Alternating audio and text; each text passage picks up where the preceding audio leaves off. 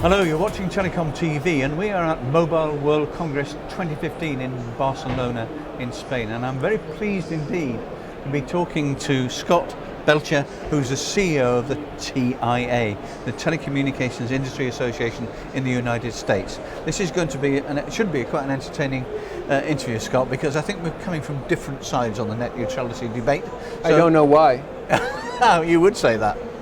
Let's begin at the beginning.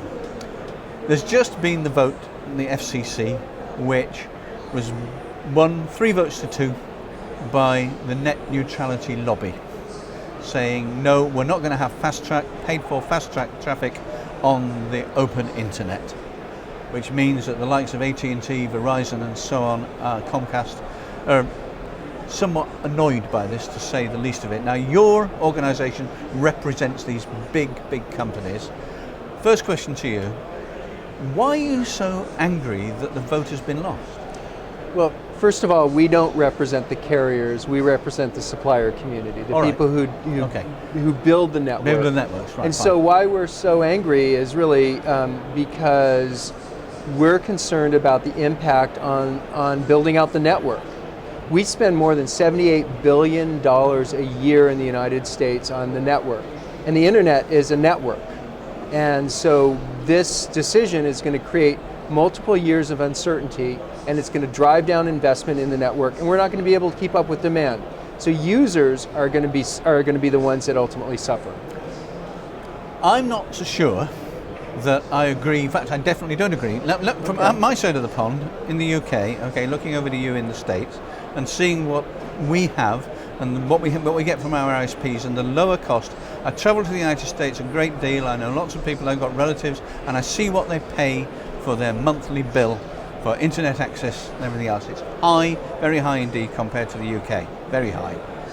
Ever since the divestiture back in '84, Reagan divested Marbell and all the rest of it, and the R-Box reform, we have seen a gradual recoalescence of the US industry back into big chunks of semi-monopolistic, monolithic lumps, which are not particularly competitive. Okay, so let's start from the beginning. In the United States, we invest twice as much as the UK invests in our infrastructure per person. Bigger country by a long way. No, per person, on a per person basis. Right. Doesn't matter how many people we have. All right. Second, if you look at what's happened since 2010, the last time that the court struck down net neutrality rules, our speeds have increased by 250%, and our investment in the infrastructure increased by more than 60% over 4 years.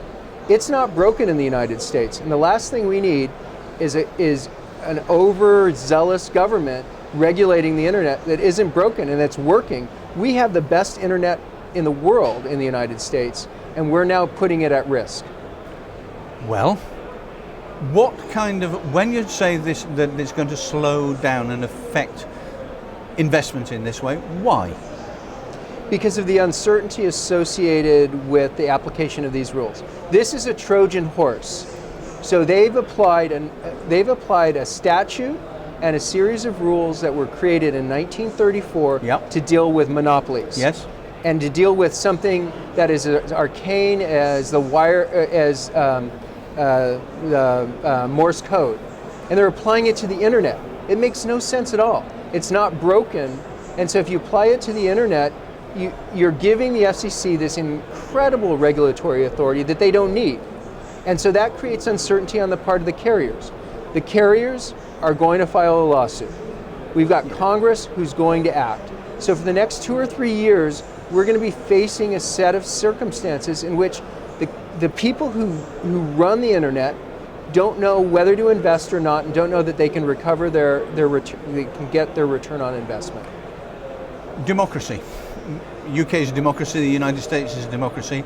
The FCC voted 3-2 democratically for net neutrality to remain as it is. There's not going to be any fast tracks. And the courts have struck down the FCC's authority 3 times to regulate the internet. Yeah, so now we're going to do a 4th time, and the courts are going to do the same things. We're going to kick it back to the FCC, and we'll be at the same place that we should be now. We should be able. Nobody disagrees with the principles of net neutrality. Nobody disagrees with it. What we disagree is using an atomic bomb when you should use a pea shooter. What we disagree with is using this Trojan horse, which can give the FCC the ultimate authority over the long haul to regulate prices, to regulate location, and to really affect what is really the driving engine in our economy. Do you actually believe that there is a sort of conspiracy that the FCC is going to do that? It wants to direct, it wants to become Big Brother, and it wants to do these things? I do not. Right. I do not. But I don't know what's going to happen in 2 years, when there's a new chairman and when there's a new FCC and a new administration. There may be a majority Republican. Maybe. On it, which would be democracy in action. And so then what will happen is they'll reverse the action that this FCC did. So that's the uncertainty that we're concerned about. Imagine, so in 2010, Verizon invested $24 billion building out Fios in the United States. Yeah. Do you think they would do that if they weren't certain that they could get their return on investment with the level of uncertainty that they face now? Of course they wouldn't.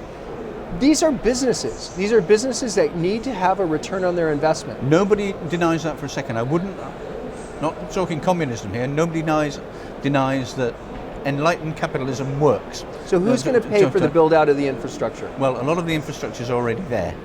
How much more is it going to, no, hang on, hear me out. How much more is it going to be, and what is it going to bring? What it brings is profit indeed to the big telcos, ISPs, etc. What it doesn't do is have much effect on the consumer. What do they get out of it other than higher bills? Because they will get higher bills. They get higher speeds. They get access to new technologies. They get access to new services. And we're demanding more and more service out of our network. Yeah. We've got to upgrade the network. Yeah. We're still, in the United States, as in the UK, you still have a copper network in many places. You still got rural areas that don't have services. Somebody's got to pay for that, and the over-the-top providers are not going to pay for that. No, indeed they're not. And we could argue about that certainly, whether they should pay in some way. Absolutely, somebody's got to pay. Somebody's got to pay for it. But look at rural America now, where there are still copper networks, and they've got some ma and pa operators still out there, and all the rest of it.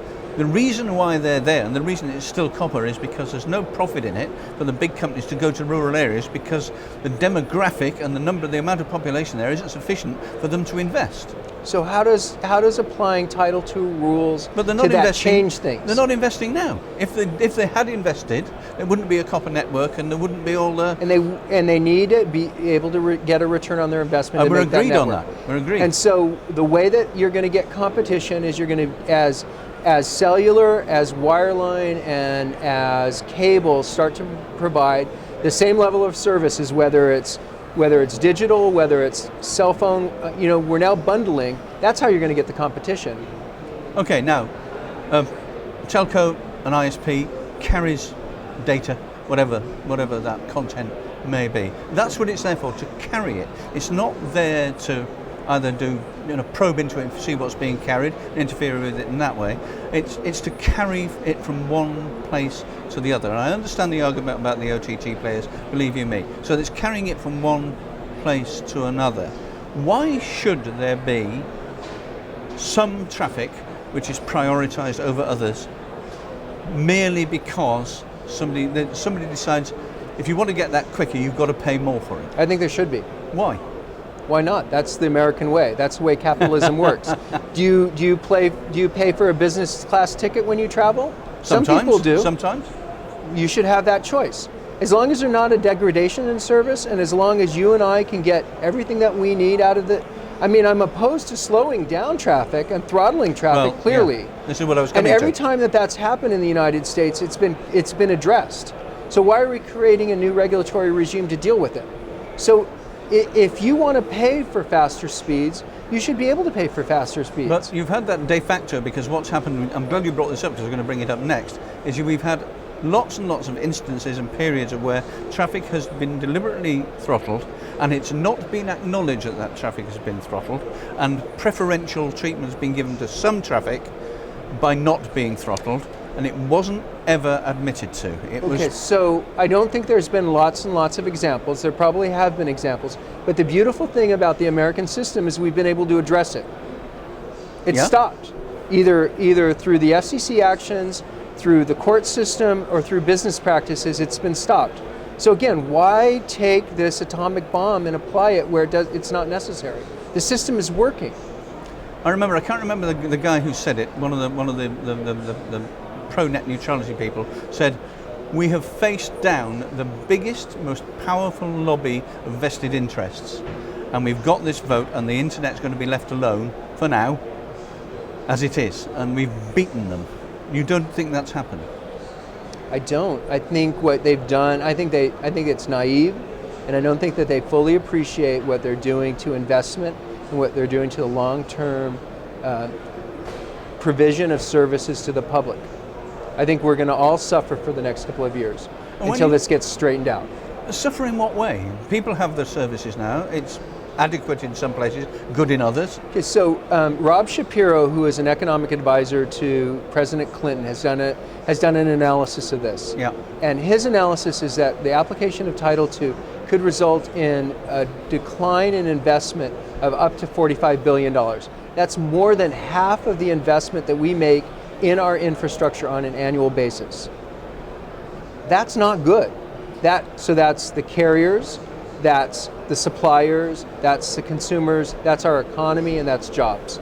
We can't afford that in the United States. But before this happened, the big carriers, Verizon, Comcast, etc., were already threatening to withdraw investment before this was even voted on. Their attitude to it was almost blackmail. If you do not allow us to prioritize fast-track some traffic, we are not going to even mount the investments which we promised to mount. We're going to stop it. No, what their argument is if you take this action and you create the uncertainty that you're going to create, we're not going to be guaranteed that we're not going to be able to assess the return on investment, and we're not going to make the investments that we're planning on making.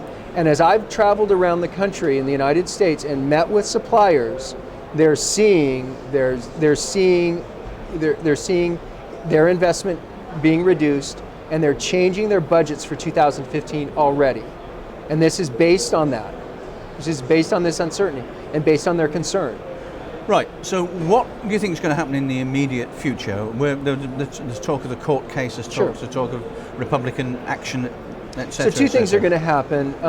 Very quickly, we're going to have a lawsuit. It'll be the fourth lawsuit in a string of lawsuits. And the lawyers always make money. The lawyers make money. And unfortunately, for the next 2 to 3 years, we're going to be waiting for the courts to decide again. So you think in the United States, basically, as far as internet investment is concerned, is going to be treading water for the next... Yeah, I don't see it increasing, and it needs to increase. It doesn't need to decrease, it needs to increase if we're going to keep up with demand. And then the second thing, so there is a possibility that there's a solution in Congress, and the solution should be able to address everybody's concerns. It'll address prioritization, it'll address throttling, it'll address all the things that we're worried about, but it will not address the religious issue. And that's the problem. And I don't know if that'll be the solution. We've gone a lot longer than we intended to in this discussion, and we've got to bring it to an end. But I'd just like to finish with this question. What do your members make of what's happened? Well, my members, most of my members, I have members on both sides of the discussion. Yeah. And so I have to be very conscious of that. But most of my members are concerned about the uncertainty on either side. So it's the uncertainty that's worrying them rather than the possibility that the net neutrality is going to be imposed and will be there, or the possibility that in due course things will change? Well, I certainly think that Chairman Wheeler and the FCC will apply a light touch. Who's here today or tomorrow? Yes. Yeah. I certainly think that they're not going after this aggressively. They've said they're going to forbear on a number of the most onerous provisions. Yeah. What I can't control is what's going to happen in 3 years, or 5 years, or 7 years. And that's why we need a statutory solution. So again, back to your members. So you've got members on both sides of the divide. You're the man in the hot seat. What are they saying to you? They're saying that we need to keep pushing. We need to get them certainty so that they can decide whether to make the investment and how much to invest. Do you know what we would say in Britain? It would be, you've had an election, a democratic election, and a party won the election, and you're saying, well, we want to run the election again because you didn't get the right result. That's democracy. No, that isn't democracy. It is democracy. No, it isn't. Not when you've had a democratic Well, election. but the FCC has taken an illegal action. Yeah. So I Well, mean, so It may perhaps. We'll see. We will. Scott Belcher has been great. Thanks I've very much enjoyed for it talking very to us. I much. Thank enjoyed you. it. And we're both injured. Skiing accident. Well done for doing that. thank you. Thank you very much indeed. I would shake hands, but hey. There we go. Okay. All right. Bye.